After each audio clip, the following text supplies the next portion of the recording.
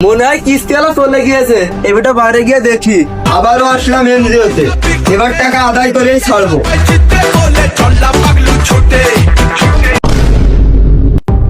Sir, আপনি কি কোনো দুশ্চিন্তায় আছেন? আমি তো দুশ্চিন্তায় আছি। ওই পাড়ায় যে কিস্তিটা আদায় করে দিবি, তাকে তো চাকরি থেকে বের করে দিলাম, এখন কি করা যায়?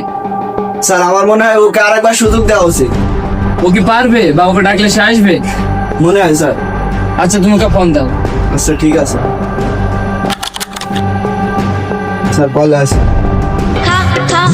এই অসময় মাছ মারাতে ফোন দিল কিরা? বললাম স্যার। Hello sir. আচ্ছা, তুমি অফিসে চলে আসো, তোমাকে আরেকবার সুযোগ দেওয়া হলো। আচ্ছা। জি স্যার, আসতে আমি এনজিওতে আবার জয়েন্ট নেবো। ঠিক আছে স্যার, আসতে আমি এখনই।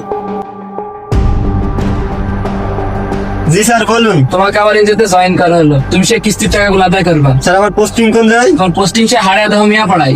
স্যার, আমার ইউনিফর্ম গুলা দিন। তুহিন, জি স্যার। জিনিস স্যার, আমার কোটটা দিন।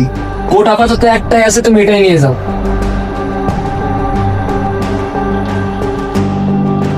যত সব গরিব এনজিওতে আমার চাকরি।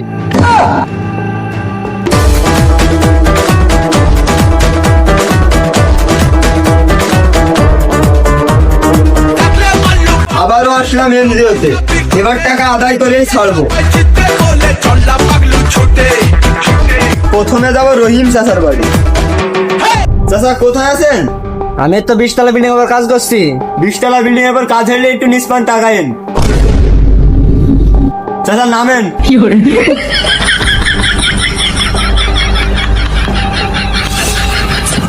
চাচা, কিস্তির টাকাটা দেন। টাকা তো আমার কাছে নেই। দাদা, ফোনটা দেন। এবার পেয়ারা বোনের বাড়ি থেকে ঘুরে আসি। এই কিস্তি জ্বালা নিজের শেষ সবল ফোনটা হারালাম, এর কিস্তি তুলবো না।